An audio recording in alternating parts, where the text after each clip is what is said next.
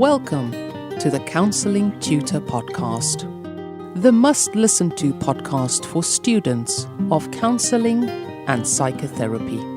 Here are your hosts, Rory Lees-Oakes and Ken Kelly. Hello and welcome to this special edition of the Counselling Tutor Podcast with me, Rory Lees-Oakes, and with me is my partner in all things therapeutic, Mr. Ken Kelly. How are you, Ken? I am good. It's bittersweet today because we come to the end of the academic year. It's our last podcast for this UK academic year, so we are celebrating what has come and what we've done over the last year, but I guess also saying goodbye to some students who are graduating, moving on, going into their careers as counsellors, which is exciting, but we're sad to see you go. Yeah, and what a fantastic journey. And we hope that we've been of service on your journey, and keep in touch. It's always good, as former tutors, it's always good to keep in touch with former students, catch up, see where they're going in their careers. So if you are graduating this year, congratulations. If you're progressing, well, stick with us, because we're going to be there right by your side, helping you with all those tricky bits of theory and making sense of some of the more heavy duty ideas in counselling and psychotherapy. Like it. And nothing, I guess, is more heavy duty. And when I say heavy duty, I mean weighty than the ethics that we follow as counsellors and as psychotherapists, which leads beautifully into today's episode, which is a special episode because we bring this episode to you at a time when there is a change coming to the ethical framework put out by the BACP. Can you tell us a little bit more about that, Rory? Well, yes. On the 1st of July 2018, the BACP will launch a new ethical code. And we've been very fortunate. The BACP have reached out to us, and I've conducted an interview with Professor Tim Bond, one of the architects of the BACP Ethical Framework, and he talked about the changes, and some really interesting things came up, so stay tuned in. And it really makes me think why we have ethics, Ken. And the reason we have ethics is because if we didn't have ethics, we may fall into patterns of kinship behaviour, where right and wrong is generated by our families or those close to us or groups, or kind of tribal behaviour, which I guess is groups. And also it can become quite animalistic. So ethics is about having a consensus of opinion that we can all agree to, and it's all very, very clear, and it helps us offer a standard of service no matter where we are in the country. And in fact, people adopt the BACP Code of Ethics in other parts of the world. Our friends listening, hi to you in Australia, the Antipodes, New Zealand, India is a big part of the world where counselling's going, and they're adopting the BACP Ethical Framework. So, yeah, it's a worldwide thing. And one of the interesting things that I found out on my researches is that the BACP Codes of Ethics are around virtue ethics, the idea of being a good person, being virtuous, doing the right thing. It's not just about right and wrong. It's about acting in a way where you try and do the best for whoever you're working with. And those are called virtue ethics. They come from Socrates. Believe it or not, the Greek philosopher Socrates. Wow. Well, the thing with the ethical framework is that whether we are students of counselling, whether we've graduated and we're out there offering therapeutic services, is something that we need to look at again and again. As students, we look at it again and again because we're often asked in our assignments to write about an ethical framework, to compare, contrast different ethical frameworks. So I think a topical episode as we kind of come to the end of this academic year. So let's go straight into that interview with Professor Tim Bond. It gives me great pleasure to welcome Professor Tim Bond. Thank you so much, Tim, for agreeing to come onto the podcast. I'm delighted to have the chance to do so. It's a pleasure to talk about ethics and counselling. Yes, indeed. And the reason you're here today is to talk about the new incantation of the BACP Ethical Framework. It was updated in 2016. It's due to be re-updated in 2018, or the new framework comes into place in the 1st of July 2018. So I guess my first question is, what prompted the revision of the framework after the last revision 2 years ago? That's right. And I mean, the reason for doing it is twofold, really. First of all, we think of the ethical framework as a living document, and we live in rapidly changing circumstances, and the profession's changing quickly, so we need to revisit it fairly more frequently than perhaps we've been used to. But the other main reason for doing this is that for the last edition, we introduced a section called Our Commitments to Our Clients. And that was a bold experiment. We didn't know whether that would work. It emerged from discussions we had on webinars where we were thinking about a section of duties rather like the statutory services have. But for all sorts of reasons, we thought that wasn't quite the right approach to take in terms of counsellors and the importance of us being present with our clients, both personally and ethically. So that's why we chose to express our ethics as a set of commitments, which we express individually and also collectively as members of BACP. I mean, I think that's really interesting, isn't it? Because unlike maybe other professions, the essence of the personal relationship within counselling is really, really essential. So to have those commitments outlined, I think is really, really helpful. Well, it changes the way we relate to our ethics. It's not something that's imposed on us. It's something that we develop in discussion with each other as members of BACP. And of course, that's become a much more complicated process now that BACP has so many members. So we did a number of things. First of all, we looked at the annual monitoring reports from the accredited courses, and that's the first time we've ever analysed those, and that made a big difference. We realised that trainers and trainees are much more important in our ethical environment than we'd previously appreciated, and particularly trainees make heavy use of the ethical framework. And again, computerisation is showing us who uses different documents provided by BACP and so on. So we don't necessarily know the individuals, but we can see the patterns of use. Yes. And then we did other things. We sort of analysed all the queries from clients and from practitioners to see what issues were coming up. We were aware there's a changing regulatory environment. We'll probably say more about that later, that we needed to address to bring the ethical framework up to date. And also we surveyed members, and we had about 1,400 responses, some of which were very carefully argued. There were very full responses explaining usually why they wanted something in, but there were a few areas where people said, we're not sure that the ethical framework's quite right, can we change it? So it seems to me that this has been driven by listening to the membership, listening to the accredited course providers and getting feedback from the grassroots at training level, as well as queries from clients. It seems like a very collegiate exercise. Well, if you decide that ethics is actually a community activity, that's the way to do it. Absolutely. Yes. Imperfect as it may be, it's a human endeavour, so very seldom are things absolutely perfect when we do it. But we're committed to trying to do that every 2 or 3 years, both as a means of updating, but also to check whether we are getting the voice right for members. I heard you talk about the different regulatory environments. So one of the questions that came from our Facebook group, we asked our Facebook group to pose questions to you, is the revision of the framework paving the way for regulation? No, not that I know of.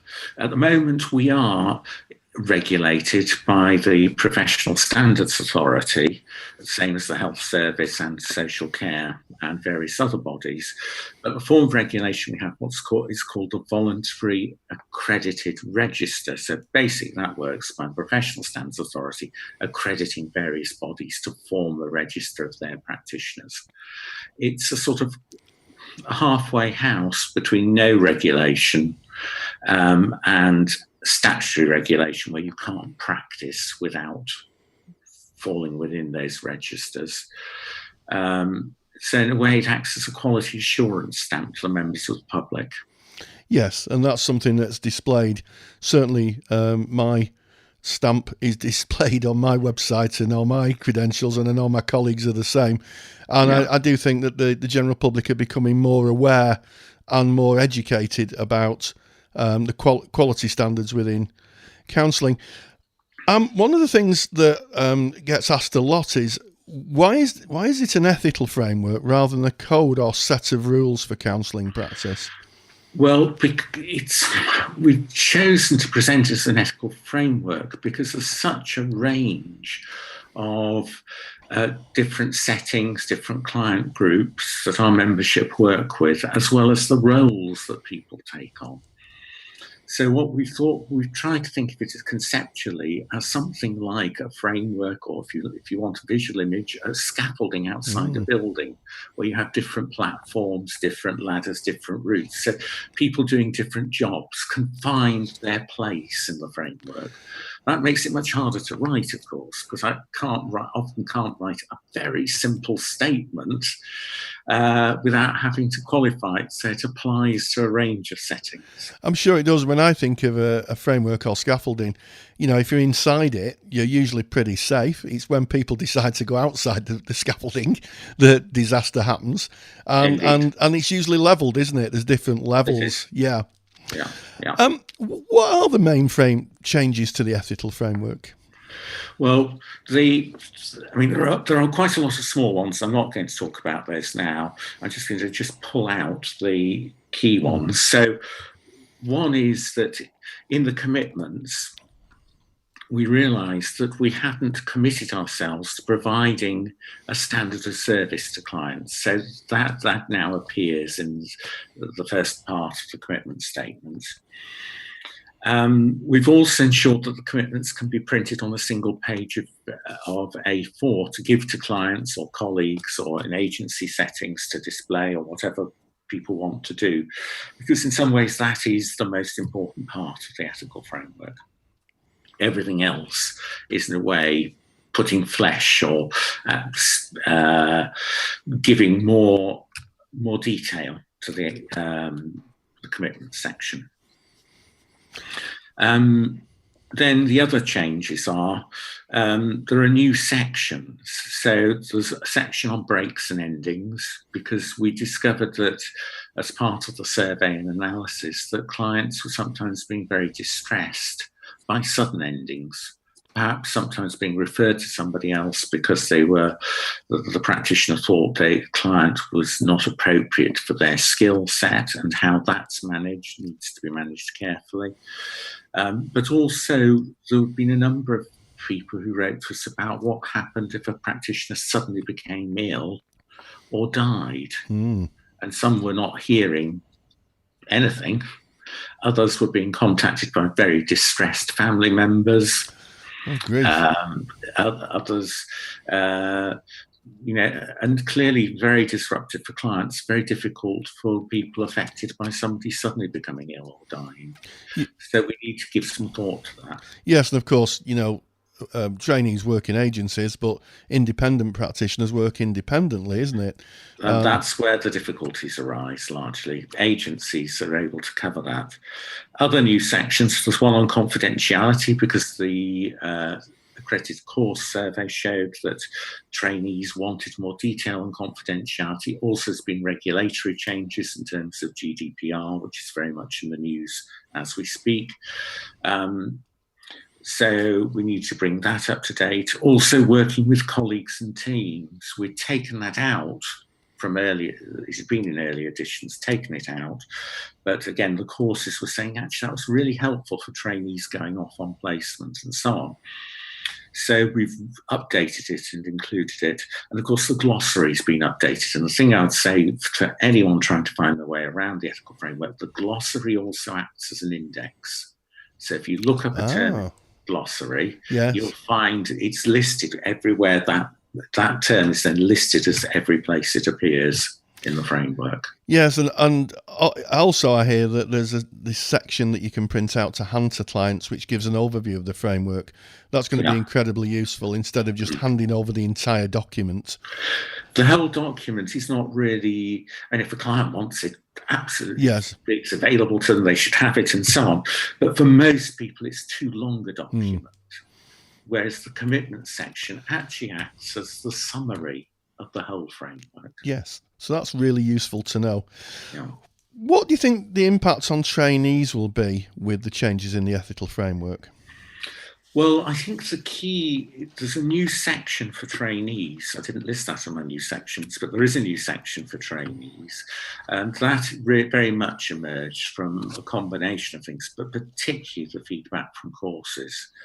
And so what we tried to do is to protect the trainees' opportunity to experiment, make mistakes, learn, and be fairly they apply their learning when they're on courses.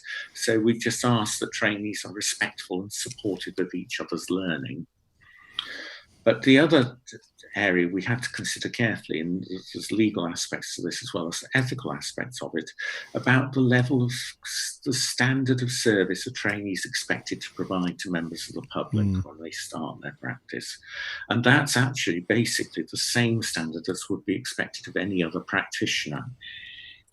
So what we've said there is that the trainee is expected to achieve that standard, but can do so with the support of other people.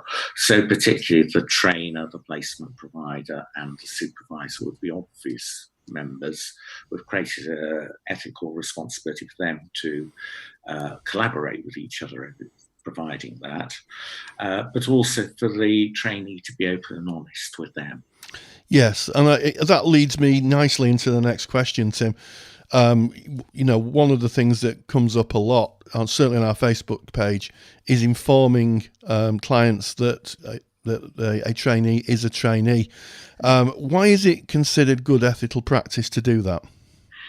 It's in the interest of openness and honesty, so that at any stage in our career, from trainee to many years down the road, we should be open and honest with our clients about what our background is and suitability for providing that service. And of course, I know some trainees, and I experienced it myself when I was a trainee some years ago, sometimes feel uncomfortable about saying I'm a trainee. Now, we've not required that a trainee always tells the client themselves. It may be if their clients go through some pre-assessment or assessment interviews, that would be the point it would be discussed. So it might not be discussed directly with the trainee. But if that hasn't taken place, then it would fall to the trainee. And my recommendation to people is, if they find themselves in a situation, they explain the benefits of being a trainee. You're never more alert, more vigilant. You're never better supported. Yes, and in terms of trainees, they have a shorter supervision ratio. In other words, they have more supervision. They're in class. They're with their tutors. They're with their peers. Exactly. And they're right on the arc of their learning. Even in terms of applying the theory, they're right on the arc of it, aren't they? So important. Yes.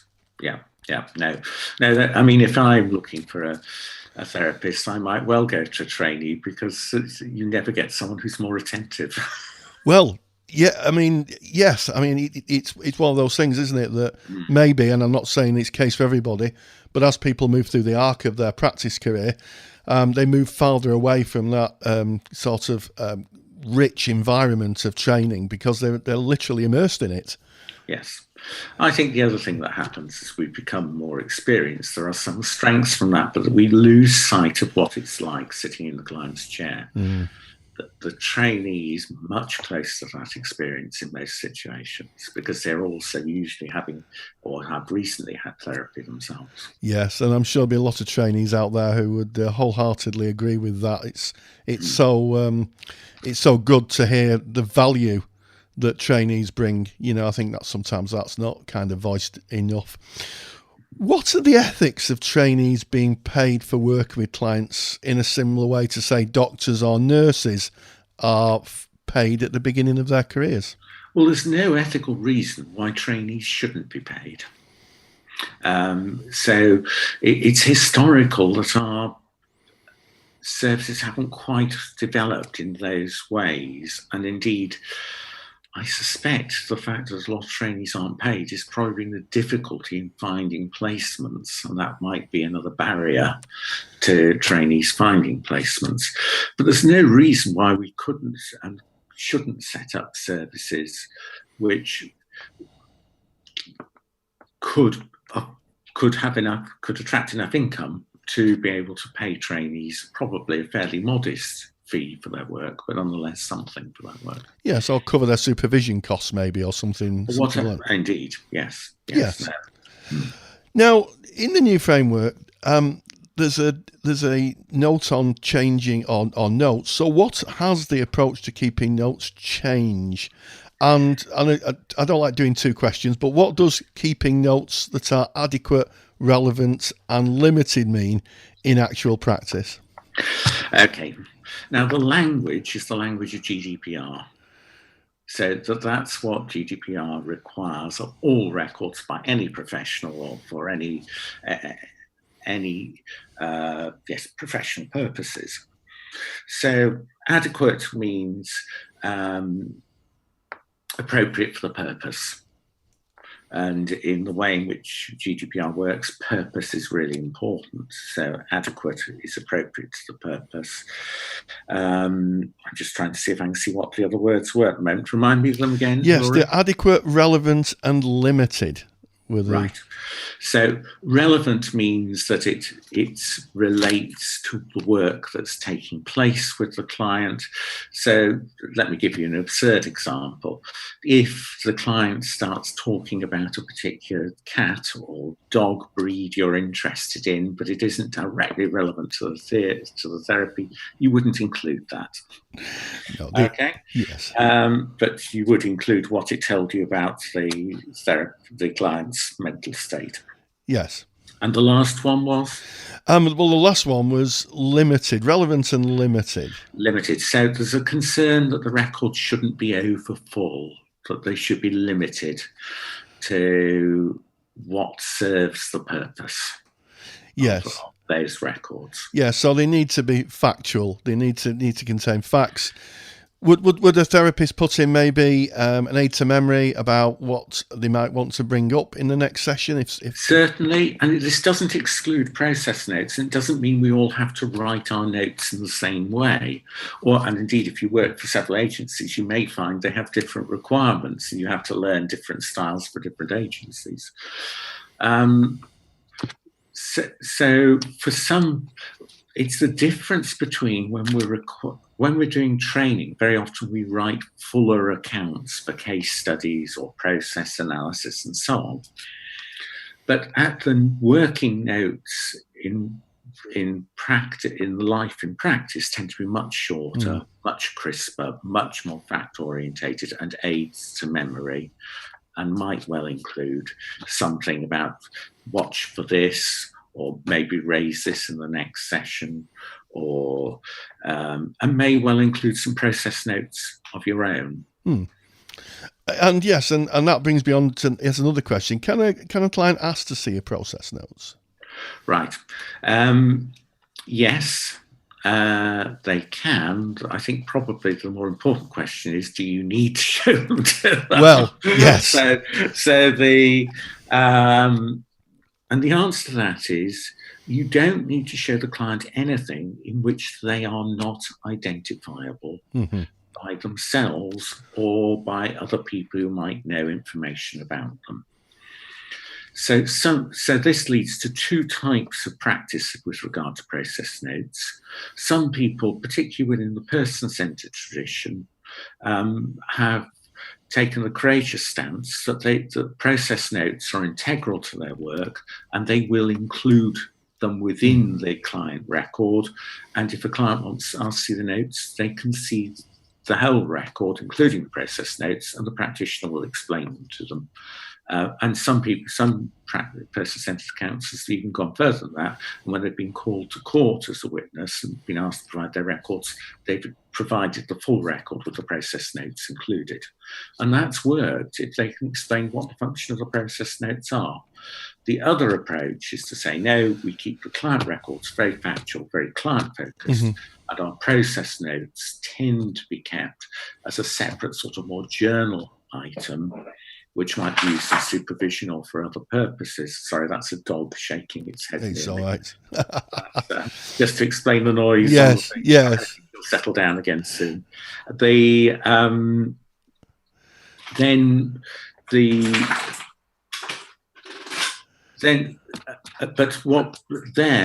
What happens is that people are very careful not to include the identity of the client or any detail about the client. That's the key thing, isn't it? That if you're keeping process notes, they may be just for your own process, and if the client's not identifiable, then it might not form part of the record because they can't be identified. Exactly. Yeah. One of the questions that comes up is, how can I use the ethical framework to help me build relationships with clients, especially when starting my practice? Okay, well, there are several things there. First of all, there's quite a lot in the ethical framework about being trustworthy and building a relationship of trust and the boundaries in the relationship. All that's relevant.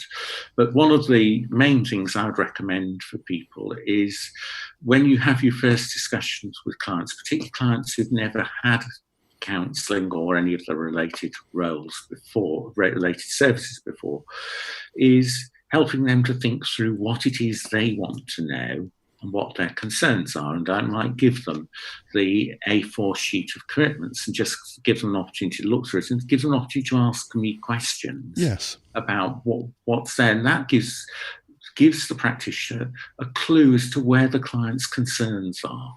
Yes. So it just helps to forge the relationship.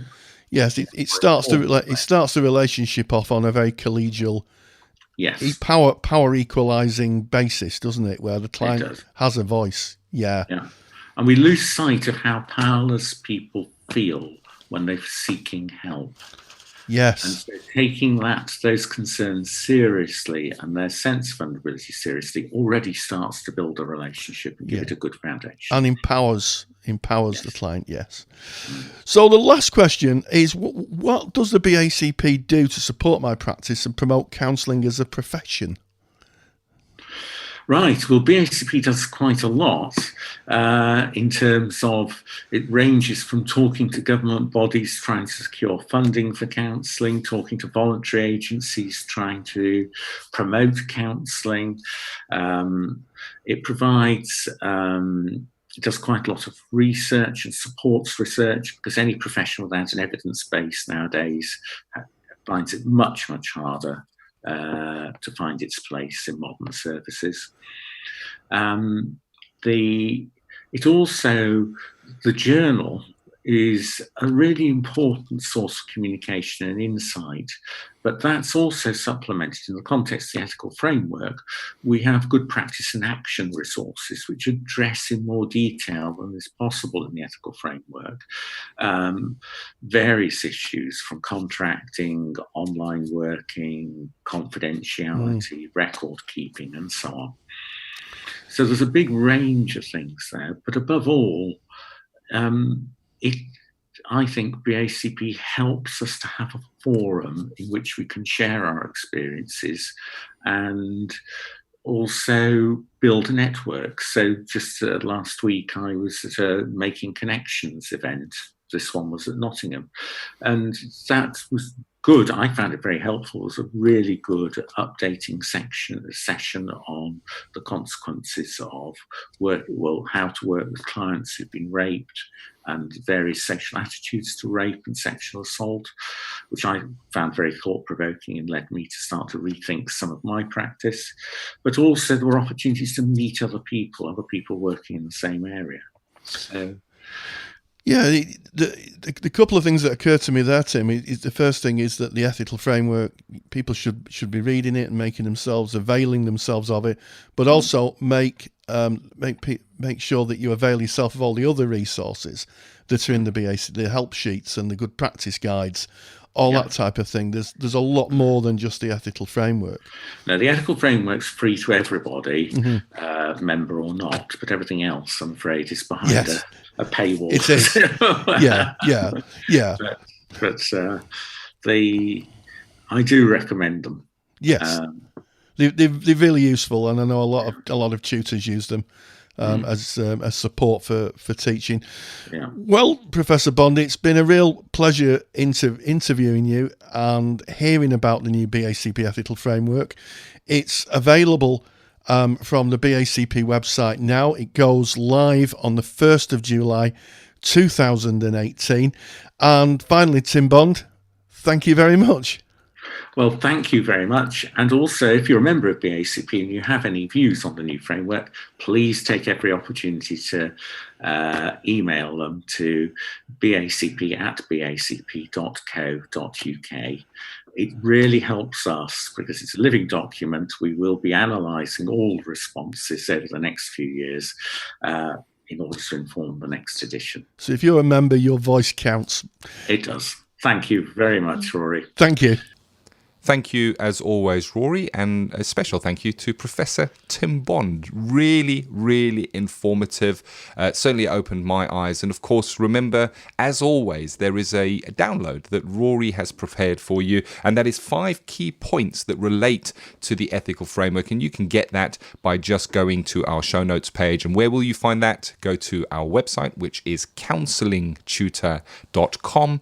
Click on the podcast tab. That will give you all the archives of all of our podcasts. You want to navigate your way to episode 83. That's today's episode. All of the show notes you will find right there on that page with links to the BACP and the new ethical framework. And from within that page, you will be able to download Rory's super duper handout, 5 key points relating to the ethical framework.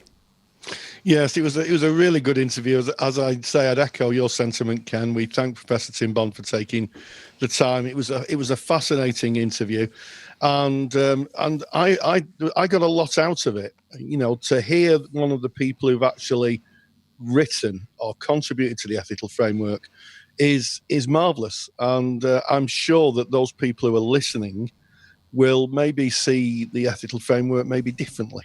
I hope that's the case, you know, see it from a different perspective.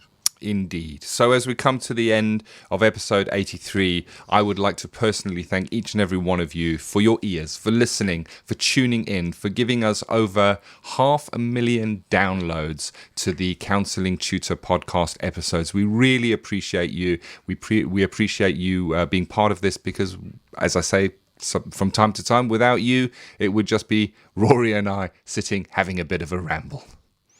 Yes, chatting counselling topics over a cup of tea. Yeah, we're really grateful. We see the podcast stats, and we're just so grateful that people just take the time out of the day to listen to me and Ken chunder on about the world of counselling and psychotherapy. And if you are finishing your studies for the year, have a super break. If you're going to be continuing next year, I want to continue on the journey with us. We look forward to seeing you when we start again in September. And as always, stay grounded and stay safe. Take care. Thank you for listening to the Counselling Tutor podcast.